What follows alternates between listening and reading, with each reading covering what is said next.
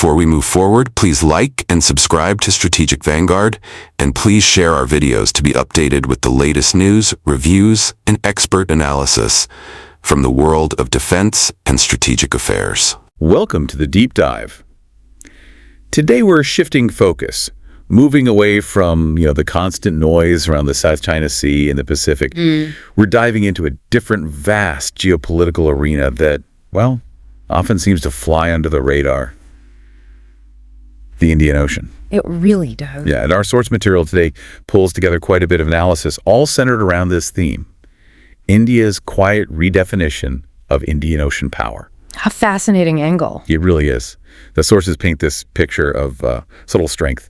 The Indian Ocean, it doesn't quite roar like the Atlantic or Pacific. It seems to operate on a, let's say, quieter frequency. That's a good way to put it. Determined, maybe. Determined, yes. Yeah.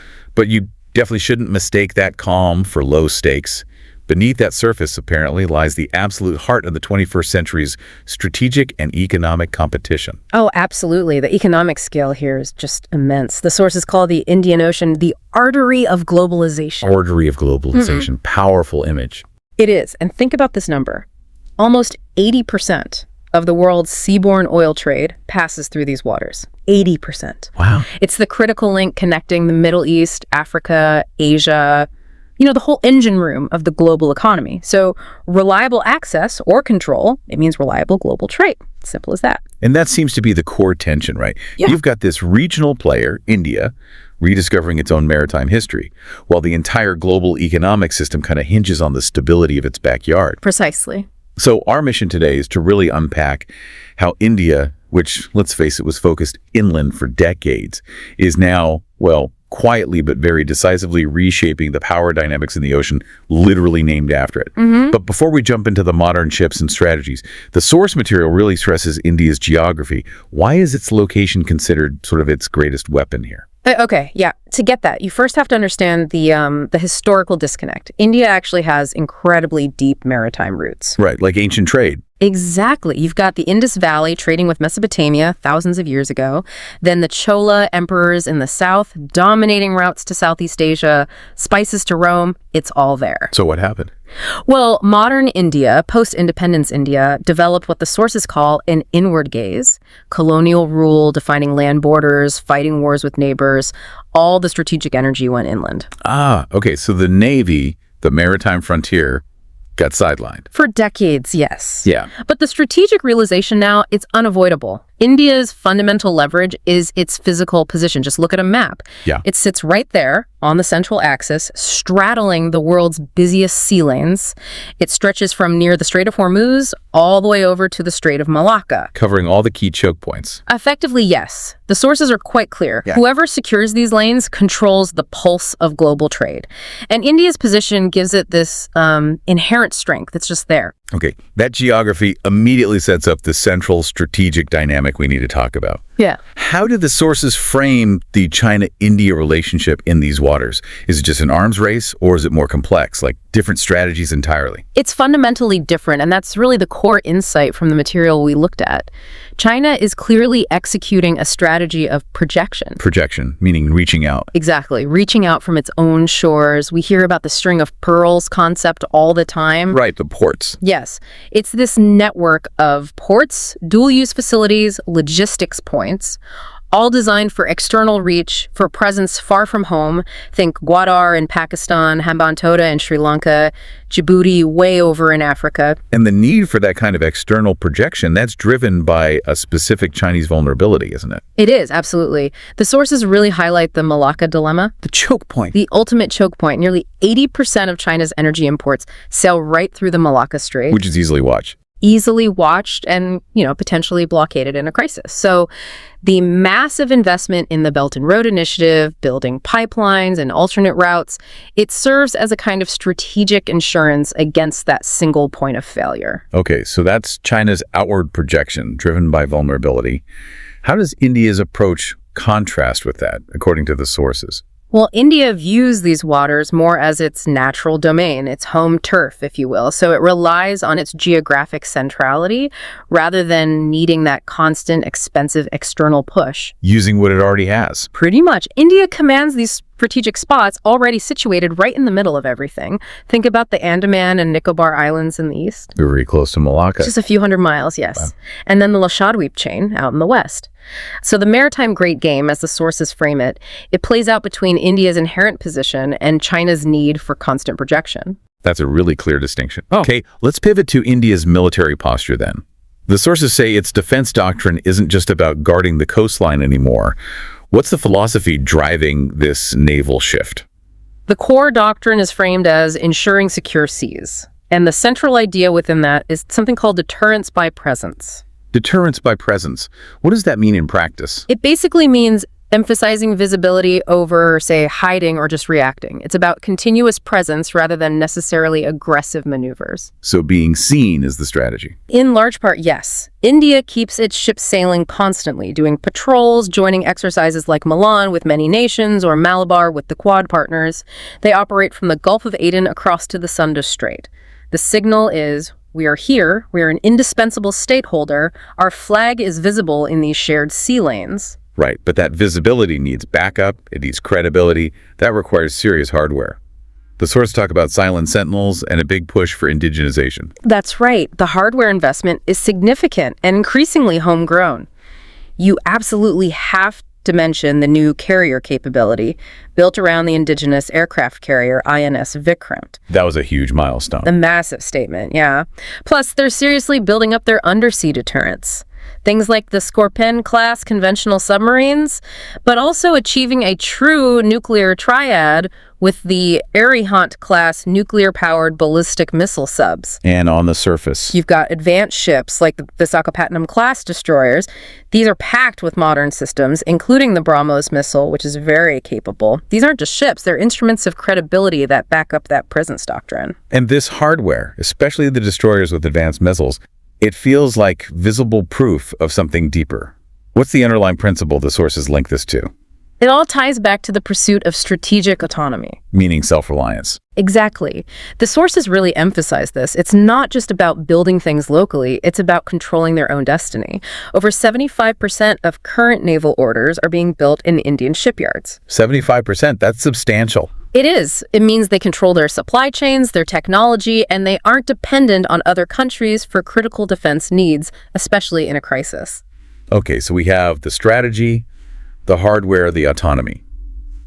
Moving beyond India's immediate waters, what does this maritime focus mean for its influence across the wider region? It sounds less like building an empire and more like weaving a web of partnerships. That's a perfect way to describe it. The sources talk about an arc of maritime influence. It's built on flexibility, cooperation, not necessarily formal owned bases like China's approach. So what does this web look like? It includes things like straightforward access agreements, Yeah. using Oman's Doomklart for ship maintenance and maybe some logistics.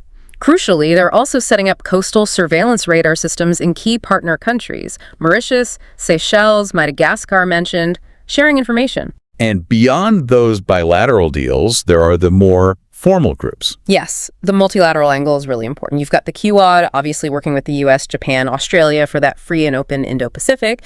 But India also puts a lot of effort into regional consensus building through bodies like IORA, the Indian Ocean Rim Association, and IONS, the Indian Ocean Naval Symposium. It's about building trust, especially with the smaller island and coastal states. Let's zero in on one specific piece of geography you mentioned earlier, the Andaman and Nicobar Islands. Their location seems critical, right next to the Malacca Strait, where, nearly a third of global trade passes? Absolutely critical. And historically, they were somewhat neglected, almost like remote outposts. But not anymore. Definitely not anymore. The sources frame them now as a strategic launch pad, a forward operating platform. They've significantly upgraded airfields, radar coverage.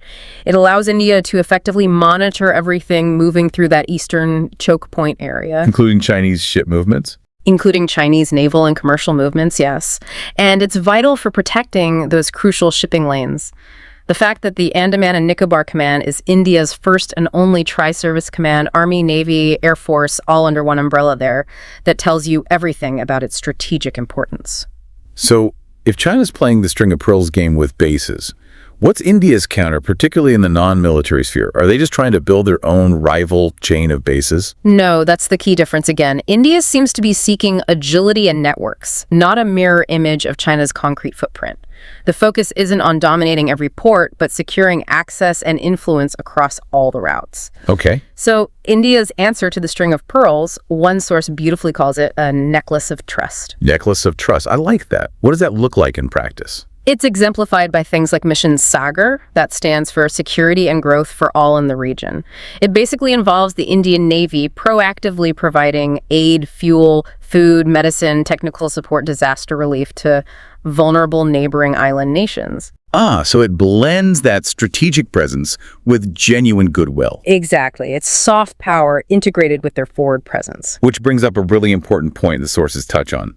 Maritime power isn't just about warships and missiles, is it? For India to be seen as a genuine regional steward, its power needs economic and diplomatic dimensions too. Absolutely. It has to be holistic. You see naval strength being integrated with this broader concept of the blue economy. Right, the blue economy. Yeah. How does that fit in? Well, on the civilian side, you have huge infrastructure projects like Sagarmala, modernizing India's own ports, improving coastal connectivity.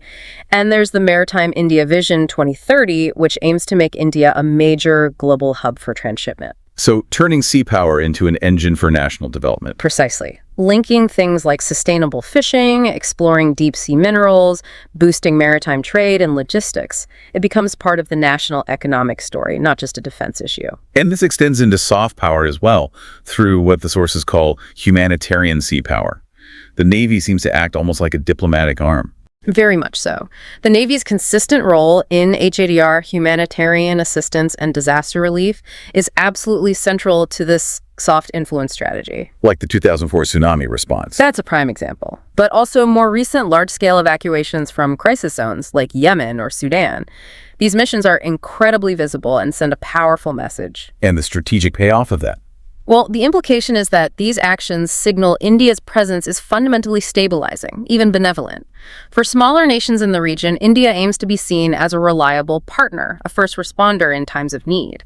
It's a stark contrast to the image of perhaps a looming hegemon just focused on dominance. Okay, this all paints a picture of growing ambition and capability.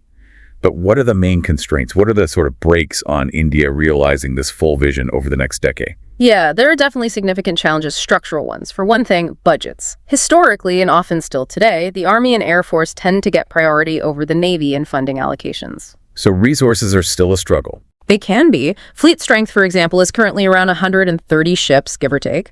That's actually below their own stated targets. They really need faster expansion, especially in the submarine fleet, to maintain that credible deterrence. And other factors. Well, you've got ongoing regional instability in various parts of the Indian Ocean littoral, which always complicates things. And then there's climate change, a huge risk multiplier, especially for India's island partners. That adds a massive layer of operational complexity for the Navy. Despite those hurdles, what's the future direction look like strategically? Any big shifts coming? Yes, a major organizational shift is planned, the creation of a dedicated maritime theater command. This aims to unify all coastal defense and naval strategy under one operational commander, really pushing towards true jointness between the Army, Navy, and Air Force in the maritime domain. Getting everyone on the same page. Exactly. And strategically, India seems to be preparing for what some sources call the transparent ocean. Transparent ocean. Yeah, the idea that ubiquitous surveillance satellites, drones, underwater sensors means hiding becomes much harder. So future dominance won't just be about firepower, it'll be about information dominance. Networking all those assets, processing data faster, achieving superior maritime domain awareness, that's the direction things are heading. Fascinating. So if we trace the whole arc, we've gone from historical neglect to India rediscovering its central geography, building capability, forming partnerships. The sources seem to conclude that the Indian Ocean really is the front line of the new global order, and India is positioning itself deliberately as the pivotal player there. I think that's a fair summary. India's strategic rise in the maritime sphere is, as the title suggests, quiet, but also confident and very deliberate. It feels like the return of an old civilizational instinct for the sea, but adapted for the, high-tech realities of the 21st century. And the ambition seems different this time around. It does. The emphasis seems to be shifting away from old ideas of dominance towards regional stewardship. securing the common goods like freedom of navigation, maritime security for everyone who relies on these waters. That shift from dominance to stewardship feels like the really crucial takeaway, that quiet strength defining this moment for India in the Indian Ocean. Definitely. And that leads us to a final thought, something for you, the listener, to consider as you watch this region evolve. If the future Indian Ocean order is indeed going to be defined by, let's say, a balance of cooperative powers rather than a single hegemon, what specific non-military capabilities will ultimately determine India's long-term credibility as a genuine steward of these vital waters? Is it climate resilience expertise, shared surveillance tech, deep-sea exploration partnerships? What really builds that lasting trust and influence beyond the warships? Thank you for joining us on this Strategic Vanguard podcast. If you found value in this analysis, don't forget to like, share, and subscribe to our channel. We bring you fresh podcasts every Monday here on YouTube and Rumble, and you can also catch the audio versions on Spotify and Amazon Music. Just search for Strategic Vanguard Podcast. For more insights, articles, and discussions, subscribe to our blog at strategicvanguard.com. Your support helps us grow and bring you more in-depth analysis on defense, geopolitics, and strategy. Until next time, stay informed, stay strategic.